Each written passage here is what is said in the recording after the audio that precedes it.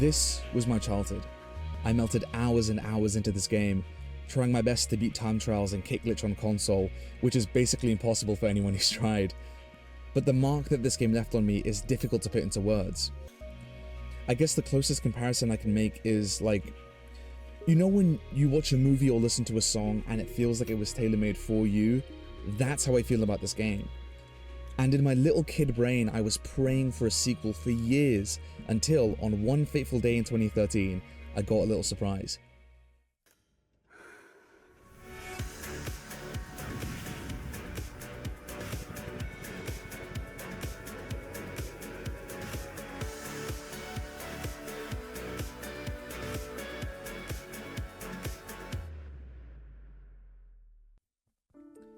I cannot tell you how excited I was for this sequel.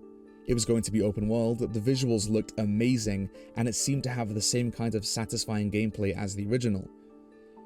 Then the sequel came out, and yeah...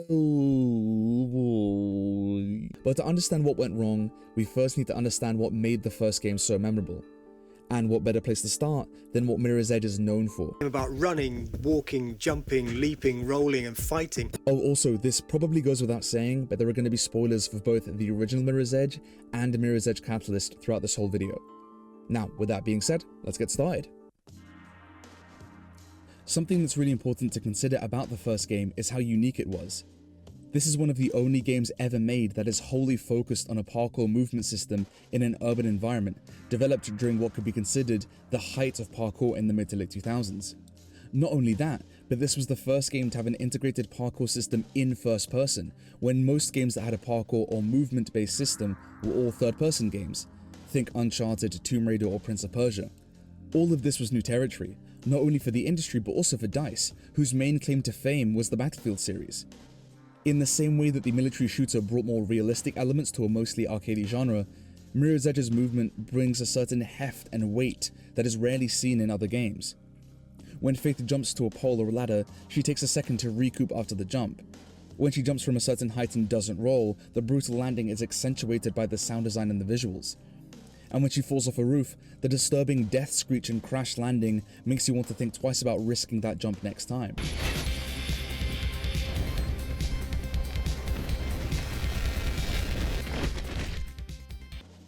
The movement felt fresh and new, with you having to build up momentum over time to pull off specific moves effectively. This element of realism existed to keep you grounded even when Faith wasn't. Despite the emphasis on movement, there is combat in this game. It ranges from being kinda whatever to sometimes being pretty engaging. There are only maybe 2 or 3 times where the game kind of forces you to stand and fight, but otherwise you're given the option to run past the so-called blues, or at the very least use movement in the combat. Sometimes it's actually kind of necessary to keep moving because Faith dies pretty quickly. It only takes a few shots to take her down, so even if you have to take out some blues, you're probably going to have to do it while staying on the move. For instance, during the sewer level, you have to make it across multiple platforms while avoiding sniper fire, and these guys are pretty accurate. In a blink and you'll miss it moment, they snipe a rat. And this brings me to one of possibly many tangents during this video, we'll see, but why are there so many rats in this game? It got to the point where I started counting them, and there were just so many, not even in this level, but just like in the game in general. I get that it's supposed to represent how dirty the city is despite its outward appearance, but there are rats everywhere, and there's even a very large rat, but what is with all of these rats? I just don't get it. But back to the sewer level. The snipers can kill you in 2 or 3 hits, so you'd better be moving through this place. When you get to the top of the section, you encounter a sniper fast, and you have the option to take him out or run past him. If you run past him, the challenge is to not get shot as you make it through the rest of the section, and if you do take him out, you now have the opportunity to take his gun and try to eliminate the 2 snipers who were firing at you originally. It gives you choice in a way that is kind of unexpected in a game like this. See, normally you would just have one choice and you just go through the level and kind of whatever, but the game actually gives you the choice between combat and parkour here. It's an interesting choice to give the player in a linear game like this. I like it a lot. It's something that's very, very small, but I really do appreciate it. And I absolutely should have chosen parkour because I suck at the combat, which is, you know, very evident in this part of the game specifically.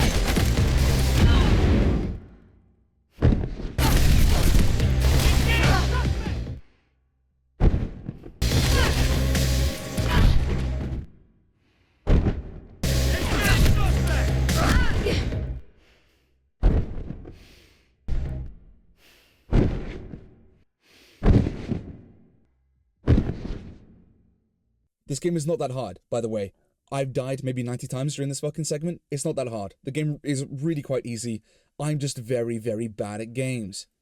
But actually, this points me in a kind of another direction, in that I think the use of guns is actually a bad call, and not because of the actual gunplay or even the pace of the game, but I just think it would have made the game more challenging if you relied solely on combat moves rather than stealing a gun and mowing down a bunch of people.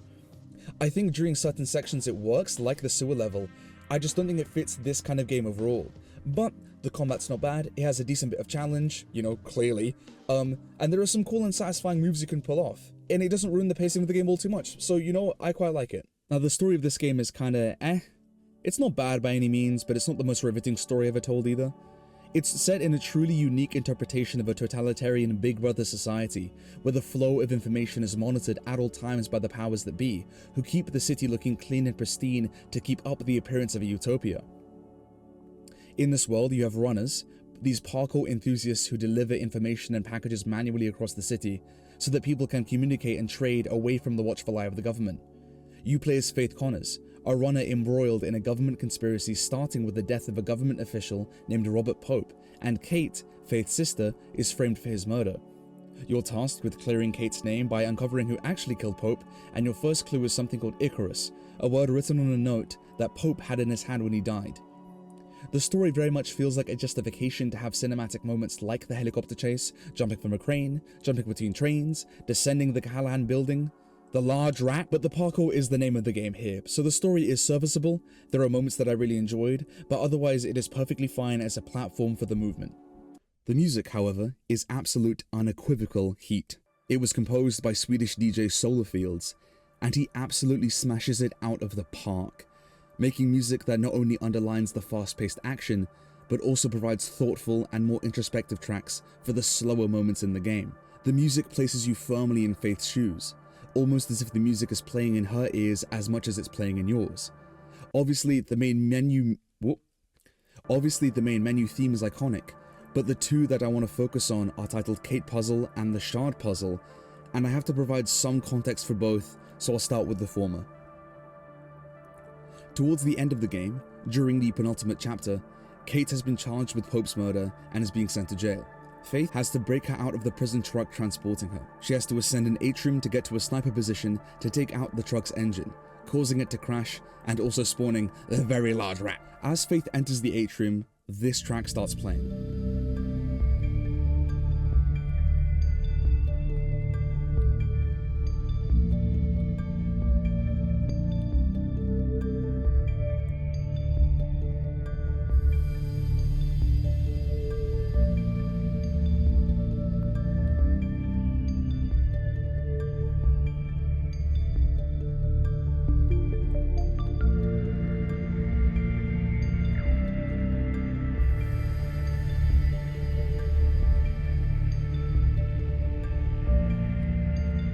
It's a representation of Faith's journey so far, and everything that she's learned and overcome.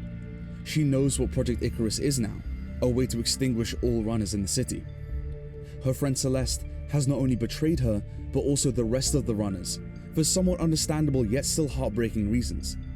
Her entire world is shattered, and now she has to try and save her sister before it's too late.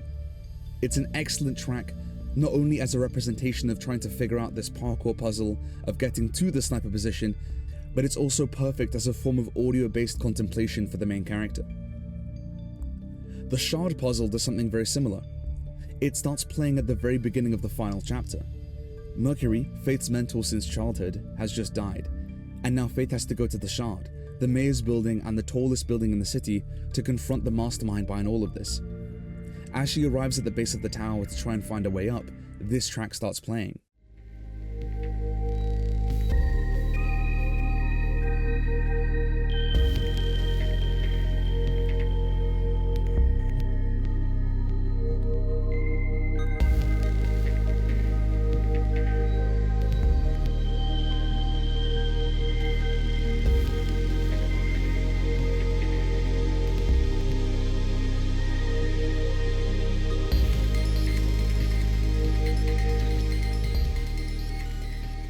It's probably the most melancholic song in the whole game, and at first, It's a bit of an odd choice to have this play at the very beginning of the final chapter.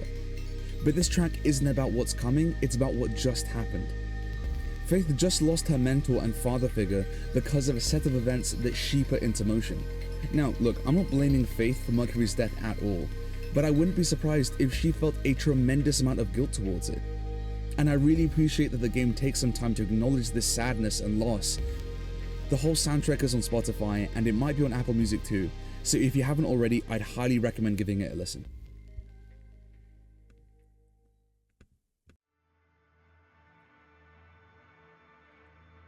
Almost as important as the music is the art design, which is phenomenal. It's this sort of minimalist world, not really that different from our own, with beautifully designed buildings and tiny details sprinkled throughout. I like how each level feels so different from the last, with just these small changes made in style or color. It's so simple, but I absolutely love it. Color plays a really important role here, with red representing Faith and her runner vision, which itself is a cool little way of showing how Faith would see objects and opportunities in the world, and blue representing the oppressive authorities. I mean, the police are literally referred to as blues. There's also oranges and yellows and greens, all breaking through the plain white that the city wants to present itself as. There's little to no freedom of expression as everything is monitored and controlled, so when different colors appear, they are used for very specific reasons and used rather sparingly. Again, it's really simple, but I love it, and I think very few games adopt this kind of minimalist art style. All of these elements combine to form a really unique world that is as much about the feel of the game as the movement, the combat, or the story. There are obviously very fast-paced, energetic moments, but I also appreciate the slower, more introspective sections where I feel completely alone. The loneliness is actually pretty important thematically, because while everyone else is living in the suppressive system below, runners are the only ones existing outside of normal society up above. Every piece of the puzzle merges so well with one another to form an energetic, action-packed experience while still having slower moments of introspection. An amazing world, amazing movement, amazing music. Very good.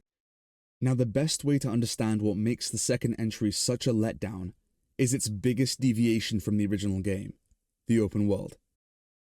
The first game had ignited my imagination about what the regular street level and the rooftops and the alleyways and all the little side streets would be like in an open world setting, so understanding that the second game was going to be open world was so exciting for me. Okay, sure, in hindsight, I may have been a little bit overly ambitious about what I wanted the sequel to be like, combining all of these different geographical elements into one game.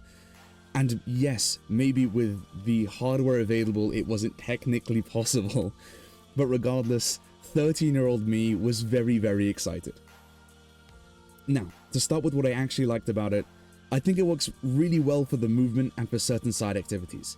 Because of the emphasis on exploration, especially with the dashes and collectibles, the open world encourages the freedom to try different routes, allowing you to experiment and really get to know the world like the back of your hand.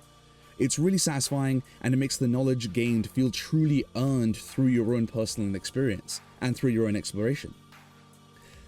Except, make sure you don't start exploring until you've unlocked at least one safe house, because I got stuck for like 15 minutes and thought I had to restart the whole game. I was panicking. And look, I eventually got out, but the stress I experienced even just thinking about restarting the game after like, I think it was like 6 to 8 hours of progress or something like that, it took years off my life. I remember reading a Reddit post years ago where something similar happened to someone else, and so this definitely presents an issue with the really weird fast travel system. You can teleport to a dash, but then when you cancel the activity, it teleports you back to where you were. I guess this was a way of discouraging people from just fast traveling everywhere instead of using the movement system, but it feels so jarring and it kind of just ruins the flow of the game. It feels like I'm being scolded by my parent, you know, when I see the teleporting back loading screen, I'm being put on the naughty step for breaking a rule. But I don't know, I don't understand why I'm not allowed to just stay in that area that I teleported to. I have to run to the place where I have to go anyway. I think a much better fast travel system can be found in the Forza Horizon series. Okay, sure, this is a little bit of a left turn. It has nothing to do with Parkour Mirror's Edge, but I think it does the fast travel in a way that works well Because the whole point of the game is to drive cars, right? That's its emphasis. It kind of wants you to drive everywhere and anywhere, right? But you can also fast travel to the closest festival site for free. And you can also travel to more specific locations, but it costs in-game money to do so. That's the thing. I never once felt the need to fast travel to really specific locations because I just enjoyed the driving. So I would just fast travel to the one festival site and then drive to whichever event I wanted to take part in. But at the very least, the developers included a system that is for all players, so that those who wanted to get to a particular part of the map quicker can do so just at a small cost. And yeah, okay, sure, it costs thousands of in-game credits to fast travel this way, but also credits are earned very, very quickly at basically any event. Also, you can repeat events and earn credits as well. So it's a way to allow certain players to fast travel if they really want to, just kind of whenever. In Catalyst, it feels less like encouraging movement over teleporting and more like enforcing bullshit rules that makes the game more inconvenient. Another part of this that's so infuriating, and I don't know why they did this, but the grid node missions that unlock fast travel to safe houses aren't available right away. You have to make progress in the main story to unlock them, so even if you have a safe house on your map, you have to wait until the game lets you play the mission to unlock its fast travel feature.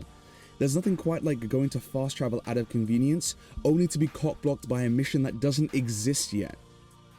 Oh shit, wait, I realized I'm supposed to be talking about the stuff that I liked. Yeah, I like how the different districts have different color palettes and structures to differentiate them. I know it's a fairly basic thing for open world games to do, but I enjoy it a lot.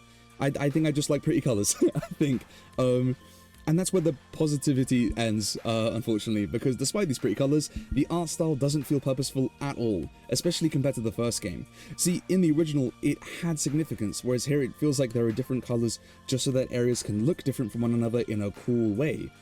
The authorities aren't even called blues anymore, they're just called Krugersek. So the color scheme for certain areas are cool, but they don't signify anything deeper than differentiated between areas. This bleeds into the kind of world that the second game takes place in. The first game feels like a weird totalitarian minimalist city, whereas Catalyst just feels like upbeat cyberpunk, basically. There are flying cars and drones and huge futuristic helicopters zooming about everywhere. Nothing about the city has the gritty, dirty realism of the first game. That was one of the most appealing elements of the first game, this kind of dystopian world that more or less took place in a modern setting. One of the other elements of the first game that made it so memorable was how lonely it felt sometimes. You were the only one running along these rooftops with a sometimes melancholic soundtrack. It also really emphasized how much information and freedom are subdued in this world. There's no one on these rooftops basically at all, except for sometimes the blues chasing you. Everyone's on the ground below in the system following the rules, while the runners are part of the brave few up on the rooftops trying to make a difference. This aspect of the storytelling is completely lost in the second game. There are other people on these rooftops all the time, waiting for you to complete their side mission or side activity, and in a broader sense there are flying cars zooming past you, loud ads on billboards, Krugersek lads around every corner. It doesn't feel like information or people's freedoms are being oppressed at all. This just doesn't feel like Mirror's Edge. This extends to the most fundamental aspect of this whole franchise, the movement.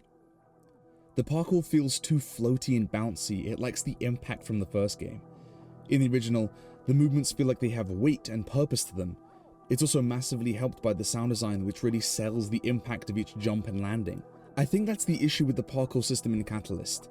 Nothing really feels earned, it feels too easy and a bit too fluid in a way. Faith pulls off moves far too smoothly and effortlessly. It just doesn't feel like it has any kind of oomph to it, you know? Sometimes it feels like she kind of just floats around, bouncing and gliding through the world, especially with new moves like how she can now use almost any corner or angle as a fucking jump pad. Even the mechanic of starting momentum feels so boring and unearned. I get that this works better for an open world, as you have to be more agile to be able to make your way around the world kind of quicker, but again, it just doesn't have the same feel as the first game. Also, the jump button is switched for some reason, which kind of baffles me. This is a really minor point, this is more of a nitpick, but you can't jump with the right bumper. You jump with the left bumper now for some reason, and you can't change the controls. Why was that? I don't understand why that change was made. It's not even that it conflicts with different new abilities that Faith has. Well, no, we'll get to that in a bit, but it doesn't even conflict with anything. I don't know why they changed this. It's so odd. The other change that they made was falling to your death. This is a really odd point, but in the first game, when you fall to your death, it's pretty harrowing. But this is the fall death animation in the second game. We're taking Faith. KrugerSec are coming down hard on even the tiniest policy infractions. Doesn't even compare. Again, I get it. It's an open world game. If you had like the death screech animation for every single time that you died, yeah, I get it. It would get pretty tedious. But again, it's about the oomph, it's the oomph. It's not there. But maybe the worst part of the movement in this game is how moves are locked in the skill tree. Now, I'll be focusing a lot more on the skill tree when it comes to the combat, because I have a lot to say about the combat, but just for the movement, this is a pretty massive criticism that a lot of people have. I mean, it has been since the game's release. The ability to land and roll, one of the most basic moves in parkour, is locked at the start of the game. Why? I couldn't tell you. There are also other moves that just seem so basic but are also locked. I mean, the whole skill tree system is so busted. I mean, and seriously, some of the skills are that you can slide further and climb faster. No real introduction of new moves or really anything like that throughout the game. You can just scurry up walls real fast like Spidey Boy. Lovely. Sick. With the majority of the changes made, I get it. I may not like them, but I understand why they were made, as they were creating this new, exciting open world experience. And so a lot of the mechanics from the first game had to be adapted for this reimagining. But now, I would like to take some time to talk about the aspect of Catalyst that, regardless of the open world or the rebootiness of the franchise, makes absolutely no sense at all. The story. My god, it's baffling what they chose to do with this game. In this world, everything is run by KrugerSec, this mega corporation with the same Big Brother tendencies as the Blues from the first game. We're introduced to this new version of Faith, who was released from juvie at the beginning of the game and joins back up with her old crew called the Cabal. The newly freed Faith goes on a run for Noah, her mentor, and she comes across a secret piece of tech that KrugerSec was developing, and she promptly steals it. With the help of new friend Plastic, she finds out that this piece of tech is called Reflection, and KrugerSec plan to use it to literally control people's emotions. KrugerSec kill Noah, Faith and Icarus, yes, that's his actual name, Jesus Christ, join up with the controversial rebel group Black November. Faith finds out that Noah is actually still alive and being held in a facility called Kingdom, so she goes to rescue him, but then he dies for real. Faith meets a scientist there who worked on Reflection, and Faith helps to break her out, after which they hatch a plan to prevent the launch of Reflection by going to the Shard and shutting it down at the core. Faith goes to the Shard, prevents the launch of Reflection, has a family dispute, roll credits. Now, this story seems pretty unique and different from the first game, right? Wrong. They both hit basically the same beats. A small crime expands into a larger conspiracy involving a major corporation and their plans to control the population even more than they already do. The main hub gets raided, Faith's mentor dies, there's a train sequence, and there's a final showdown at the Shard. There's even a mysterious runner introduced during the story, and Faith breaks into Kruger's headquarters like she breaks into Kruger's headquarters in the first game. So this is a reboot of the first game, but the story is almost exactly the same. Why? What's the point of making it a reboot? Keep in mind, I'm saying reboot. I'm not a remake or a prequel or a sequel. This is supposed to be a reboot. A reboot in a franchise that had a massive one mainline release. All of this is just so strange.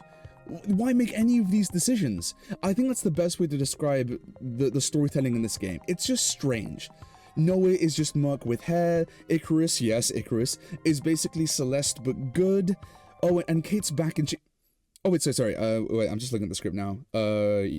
Kat. Okay, Kat. Kat! She's called Kat now. Not Kate. Kat. Why? Why change her name? What's the point? It doesn't make a difference. Nothing changes as a result of this. Oh, and also because it's KrugerSec now, I guess Pirandello doesn't exist either, right? Nope. They're still here. Pirandello's still here. Why are they separate? I don't know. Why? What's the point? What changes in the world because of this? What significance does this have?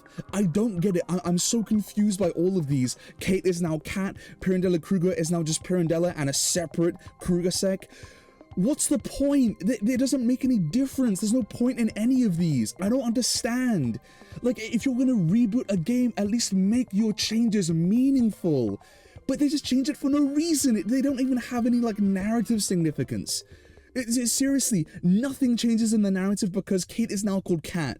It feels like they wanted to change certain elements from the first game to have their own unique identity, but they didn't want to change them too much so as to alienate fans of the original, so we end up with this like Frankenstein version of things we're familiar with. I just don't get it. Also, on a more minor point, the game goes out of its way to explain some things that are completely irrelevant without explaining the things that are actually important. There's this whole reasoning behind why we can't use guns, but I still don't know how Faith uses the fan disruptor thing. There's no real animation for it or anything. It's like she's using the fucking Force. Along with the story, the mission structure is also designed in a really weird way. The missions are surprisingly restrictive for an open world game. If you leave the mission boundaries, you fail the mission and just re-enter the open world. So then why even have an open world if this is the case? The point of having an open world is to allow for freedom of movement and exploration, you know? But then when it comes to the main story, the moment you step out of the main boundaries, you fail the mission. Why even make this open world then? Why not just have a linear structure like this in the first game? I truly don't understand. But outside of the main story beats, this game is also exceptionally good at delivering information in either the strangest or worst possible ways. Just a few examples off the top of my head, right? What does Black November do? Dunno. What did Noah and Rebecca disagree about? Not really too sure. Oh, also, here, go do this mission involving Thingamajig and the Frumple Crumple. I'll tell you everything about the mission, but in case you forget in the next 10 seconds, don't worry, you'll get a pop-up about it explaining exactly what you've just been told. Also, what are the Greylands? What's the Conglomerate? What is Cascadia? I'm not going to tell you anything, but make sure to read the comic to learn about how Faith got into Juvie. No, this is the opposite of world building. You just get told all of this random info about the world with little to no elaboration in the most inorganic way.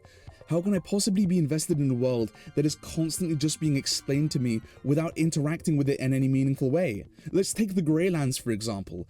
We never go there or have any real idea about what the Greylands really are, but it gets mentioned constantly. There's an implication that it's where outcasts go, so I guess people are exiled there, but Plastic's family lives in the Greylands. So are people just comfortably living there too? This also implies that Plastic herself comes from the Greylands, so if you're exiled there, you can just come back whenever you want? There may be answers to these questions, but they sure as shit aren't in the game. And maybe they're in the Exordium comic, but guess what? I'm not gonna buy another product to get information that should have been included in the base game. So we have a game whose story doesn't make most of the open world at all, and whose world building is pretty abysmal, especially for an open world game. Well, what about the ending? That's right, it's also shit. The final mission involves you zipping up the shard, fighting 2 sentinels, chasing your sister, and that's it. And after all of that faff, nothing changes. I'm not exaggerating, legitimately nothing changes. Kat becomes the head of KrugerSec and, by Faith's own admission, nothing changes. So what was the point in any of this? A copy-paste story from the first game that would work better with a more linear kind of game that changes nothing by the end and just has pitiful world building. Fantastic. 8 years. 8 years, by the way, that we waited for this. 8 years. And this is what we get. Incredible stuff. So what about all of these side activities and collectibles and all that? Well, actually, I think this is one part of the game design that utilizes the open world the best. Like dashes, for instance. They are genuinely challenging and encourage you to look for the best route to get the fastest time. They give you more tools to experiment with, and the open world makes it so that you can find multiple different routes to the same destination. Finding secret bags feels like a mini puzzle. Experimenting with different combinations of moves to get to exactly the right spot is really satisfying. Also, using the Mirror's Edge symbol to find the secret bags, like in the first game, is a nice little detail. It's very neat, nothing more, just quite nice. I quite like the diversions as well. They're a cool way of testing your combat skills in that you need to kind of bypass a group of enemies as quickly as possible to get to the next objective, and they can often be quite challenging because you not only need to find the best path like for dashes, but you also have to make sure that the enemies don't slow you down either. I know we complained about grid nodes before, but actual grid node runs are pretty good. They're nothing insane, just a cool concept that puts a twist on the classic tower system in many open world games. I guess the best comparison I can think of are shrines from the newer Legend of Zelda games. There are different kinds of parkour-based puzzles in each grid node run, and sometimes they can actually be pretty challenging. The one issue that I have with it, there always has to be a negative, I guess, is the alarm system. It's a bit of a joke. If you trip the alarm, you just have to fight a few guys afterwards, which again is pretty easy. I'm going to cover the combat later, but like it's not a challenge at all. They should have made alarms a lot more consequential, if I'm being honest. Other than that, they're pretty good. The other side activities, though, besides these ones, are kind of whatever. They're not even really bad, I would say. There's one that's bad. But the others are just kind of whatever. They just don't really utilize the open world like dashes or diversions do. It really is just like follow the red line to the destination, and they're very forgiving. It kind of just feels like an annoyingly easy way to get XP. For dead drops, you just follow the line. Hacking billboards is kind of whatever. Yes, okay, the element of trying to find the route to the billboard can be somewhat enjoyable, but besides that, it's sure, you know, whatever. It also, covert deliveries, you don't have to be covert. It's the whole gimmick of the activity, but it genuinely doesn't matter. You can get caught however many times you like, it doesn't mean anything. But actually, sorry, to go back to dead drops for a second, they're introduced in one of the earlier missions, and one of the gimmicks of it is that you have to maintain your focus meter throughout the run. Now, at first, I was like, oh, this is a really cool idea. This is going to make it really, really challenging, right?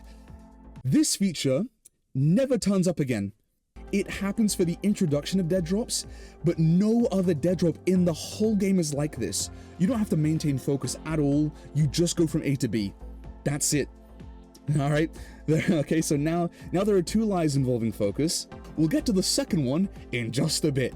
But I'm starting to think that they didn't really plan out the focus meter at all. What else is there? Oh yeah, security hubs. They're pretty dumb. I can't lie. They're not great because they revolve around combat isn't great, but then also there's the chase part of it. The chasing part isn't great either. All you have to do is run to a safe house. I mean, hell, even the game marks the nearest safe house for you to run to for good measure. Too lazy to run to a safe house? Fear not. Just hide behind a fucking box, and 9 times out of 10, you'll escape unscathed. I've used this many times. I feel like chases could have been much more interesting. I don't know. It feels like a waste of potential. They could have involved more difficult enemies, or maybe having sentinels chase you right away, or maybe having a mechanic which encourages escaping within a certain time frame, you know? But speaking of wasted potential, oh boy, we have the worst side activity in the game, fragile deliveries. Oh god. So, you have to deliver a package from one person to another without damaging the package too much. Right. Sounds like a neat idea. It is not. Firstly, you can facefuck a ledge as many times as you like.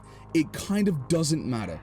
It's so forgiving. Yes, okay, sure, after a certain number of times, the package will eventually delete itself, right?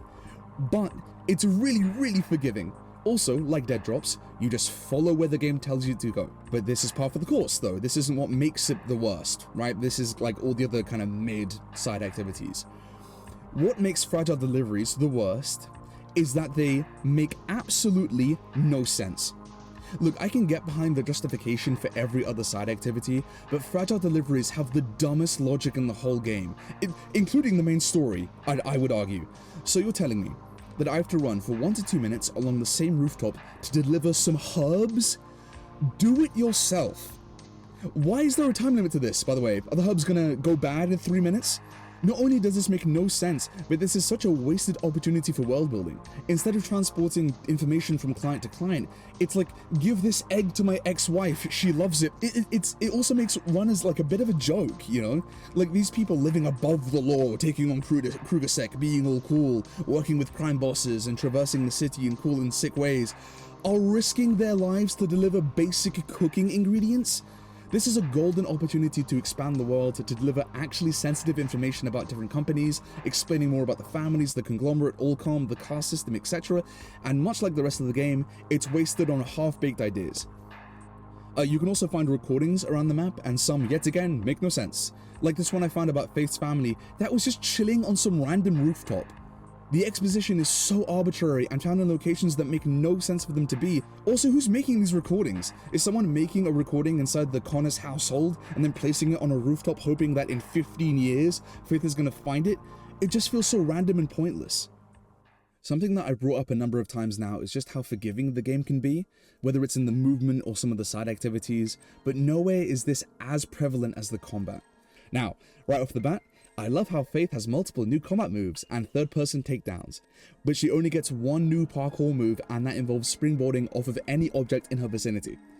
But yeah, Faith has some new punchy and kicky moves, and hey, there's no guns! So that concludes the good parts of the combat. Now for the shit. Faith can dodge bullets. And these aren't even my words, the game straight up tells you this. So there's an actual dodge mechanic for combat, but this is the other kind of dodging where, get ready, you don't fucking dodge. It's a shield, it's even in the name of the mechanic. It turns you into a bullet sponge and it recharges as you run. You're not dodging the bullets, you're tanking them. Upon introducing the mechanic, the game lies. But the game also lies about how it recharges. The claim is that you have to keep moving for it to recharge, but there are moments where it recharges when I'm slowing down or when I come to a standstill, because I guess it was programmed to recharge during certain moves regardless of momentum. So both descriptions of the shield are false statements. I truly could not tell you who signed off on this decision or why, but here we are. So the game encourages you to, oh my god. So the game encourages you to keep moving during combat, which by itself is an understandable and fairly compelling way to build a combat system, especially in a game about parkour. However, the combat system is so forgiving that you can take a bajillion hits before the shield depletes, and even when it does, Faith has an additional health bar, and when that goes down, you get a last chance to get away. Jesus Christ. See, I thought the difficulty of the combat in the first game was a good enough incentive to stay on the move, but hey, I guess I was wrong. Also, I'm convinced that the enemy AI was exported from old Looney Tunes episodes. You see, the game introduced a fun new mechanic where if you breathe on an enemy, they'll gladly yeet themselves into the Shadow Realm. This also became pretty infamous upon the game's release, where enemies will react to being hit into railings or walls. It's a neat idea on paper, but in practice this results in some of the most immersion-breaking combat of any game I've ever played. And it's not like combat can't work in an open-world parkour setting, just look at Dying Light. Now I get that the combat mechanics are vastly different because of the reliance on weapons and health packs and mods and things like that, but the core combat is pretty similar. Both games have a dodge mechanic and encourage movement during combat, but Dying Light has enemies that hit harder and can corner you pretty easily if you're not careful. You also don't do much damage, especially at the beginning of the game, and enemies are harder to stun, so taking pot shots and then maneuvering around to find an opening to attack is the most effective tactic in the game. It makes each fight this tense back and forth to see who can get the upper hand. It's challenging in a way that is for the most part pretty engaging, with the only downside for me being that it can get a little annoying when I'm having to take on a group of enemies in a small area. Yeah, sure, I took them out and got a bunch of XP, but now I'm at 10 health with no health packs, so now everything that I wanted to do has to go on the back burner so I can find a way to heal myself. But this combat system justifies the fluid movement, as you need to be able to move around quickly so as to not get cornered, or so that you can dodge that one last hit that can kill you. So open world melee combat can work. I just think Catalyst combat was a first draft idea that made it into the final game. Another lackluster element of the combat is that the enemy introductions actually do the opposite of what I'm sure they're trying to do. We know which enemies are low level by looking at them. You don't need to tell me who they are and how they fight. I can see that already. That's the point of interesting character design. You can look at a character and discern their characteristics from how they look and how they carry themselves. Or what, the enemies with guns have guns that they can shoot? You don't fucking say. The enemies would be more intimidating with actual cool intros, like in the first game. When you uncover what Project Icarus is, you are immediately put up against these new parkour blues. There's no slow-mo intro, no text to tell you how to take them out. They just come up from the elevator, and you know right off the bat that you have got to run. There's something terrifying even to this day about running away from the enemies specifically designed to chase you and not knowing where they are and what they're doing. This is a way more intimidating way of introducing a new enemy type. One element of Catalyst combat that I think is super cool though is breaking the Sentinel's helmet to reveal their face and glowing eyes underneath. Their eyes make it feel like they're connected to the beat in a way that other enemies aren't, like they're programmed machines rather than actual human beings. This is cool and interesting storytelling. There should be more of this, 100%. But you know what else makes the combat piss easy? The skill tree. Yep, I told you we'd be coming back to this. So, the skills you can unlock just make you more powerful. That's it. It's very much a vertical progression kind of system. You unlock maybe one or two new moves, but for the most part it's about the focus shield and damage output. If anything, this makes the skill tree kind of obsolete. With the combat being easy even without the upgrades, you're just buying skills that you don't really even need. So it just feels like, yeah, okay, I guess I'll get the fiber weave upgrade, even though it won't really add anything to the experience. And this is more of a side point, but the skill tree is so pointless that there were even some skills I never used, like the double wall run or the drone takedown. Some of the skills in the skill tree are even already unlocked once you're able to access the skill tree itself. I guess someone at EA was like, well, it's an open world game, so I guess we have to have a skill tree. It's just so pointless. Speaking of pointless, the music. And we've made the music even more responsive to how the player decides to play the game. So when you run, we have more percussion. If you stop still, we'll have pastoral chords. Basically, you control how the music plays by your actions in the game. This is an interesting concept, but had I not watched this dev talk about the music, I would have never known about this adaptive mechanic, because the music in this game is so unremarkable. No memorable tracks, nothing even close to the tracks we had in Kate and the Shard from the first game, just general ambient music that adapts to when you're moving and when you're not. 8 years. 8 years of waiting, and this is what we got. And look, the wait wasn't a complete waste of time. I know I've been bashing this game for quite a while now, but there's some really good stuff here. I've played through the whole game twice now, once when it originally came out and once again for this video. I enjoy the movement and I like the cyberpunk genre, so there are aspects of this world that I really do enjoy. It also looks pretty great visually, and I think it still holds up even 8 years later. But one of my favorite parts of the game is actually the very beginning. You get this pre-rendered cutscene hinting at Faith's backstory before we see this new Faith for the first time in Juvie. We get an idea of how totalitarian this society really is, with the announcer over the PA system talking about the value of work and contributing to your employer while Faith is getting beaten in her cell. Faith is brought over to one of the officers who tells her she has 2 weeks to find employment or she'll be arrested again, and then one of the guards says, "Dogen sends his regards," just before Faith is met with a message from the main antagonist, Gabriel Kruger. All of these different narrative elements create so much intrigue and makes you excited for what's to come. If this is what Juvie is like, I can't even imagine how messed up the outside world is. And also, who's Dogen? What happened to Faith during her childhood? Who is Gabriel Kruger and what are his motivations? Outside of the beginning, I like the side activities, and although I've criticized the parkour, I really don't mind it that much. It doesn't have the same feel as the first game, but it doesn't make it bad. All in all, I think there's a lot to love about this game despite all of its flaws. There's a conversation that takes place towards the end of the game between Plastic and the lead scientist of Reflection, where they're talking about art. That line, "That's fine, that's a reaction too," I think almost perfectly sums up this game. It doesn't have to be logical, it doesn't have to make sense. As long as there's a reaction from fans to make money, then the job is done. It feels like they wanted to make it as unique as possible, whilst also having enough from the original to bank off nostalgia, and it just doesn't work. Faith's back, but she's completely different. It's the City of Glass, but it's completely different. Runner's vision is back, but now it has a tech-based explanation instead of being a runner's instinct that Faith has, because she would see the city differently to regular people. Kate's back, but now she's evil and is also called Cat for absolutely no reason. Parkour's back, but the basic moves have to be unlocked in a skill tree.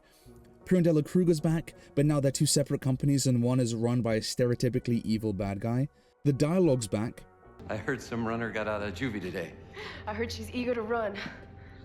But when I got there, guess who was waiting for me? No idea, Faithy. I just go there for the pretzels. Okay, yeah, that hasn't really changed that much. It's been pretty bad the whole time. I really don't like when they say script though, I can't lie. It gives me the fucking heebs whenever anyone says it. I can't fully explain it, but nitpick, you know? The original has this minimalist, modern aesthetic, whereas Catalyst goes for this sort of maximalist, sci-fi, cyberpunk style instead. It even opens with a Blade Runner-esque opening text. The world of the original felt so insanely huge exactly because we only get to experience a fraction of it. During certain levels, you can look out at the skyline and just see endless rows of buildings and skyscrapers, and I'm there staring in awe, wondering what's in each building and what may lie beyond them. I don't get the same feeling with Catalyst at all. There are billboards and ads everywhere, there are flying cars, drones, grids, and hacking and tech and disruptors. There are people everywhere, whether in buildings or hanging around on rooftops. There are even other runners in safe houses training or just hanging around. I feel like I'm experiencing everything that the city has to offer, and so my imagination has nowhere to wander. This was a game that I was so excited for, a follow-up to one of my favorite games of all time. That's why all of this is just so crushing. But despite all of my criticisms of this game, I think that the devs really put their hearts into it and really tried something new here. I just don't think it works. It's a first draft of an interesting idea that was turned into a half-baked game, and it results in an experience that feels so easy and forgiving, so soulless. I think that's kind of the best way to describe it. Reading interviews and behind-the-scenes details from the original's development is kind of fascinating in a way I wouldn't expect from DICE or EA. They really were just chucking stuff out the wall to see what sticks. They didn't even have a basic idea of what they wanted the story to be when they hired Rhianna Pratchett to write the script. And as I said, they'd been looking for a writer for a long time. They designed the whole game with no narrative in mind. Really? They got that far? So yes. It feels like a passion project made by dedicated developers and artists who wanted to make something truly new and fresh. I don't get the same feeling at all when I watch the developer diaries for the second game. I appreciate the effort that they put in, I just think they try to do too many things all at once. Catalyst may be the title of the game, but I think it is actually the exact opposite.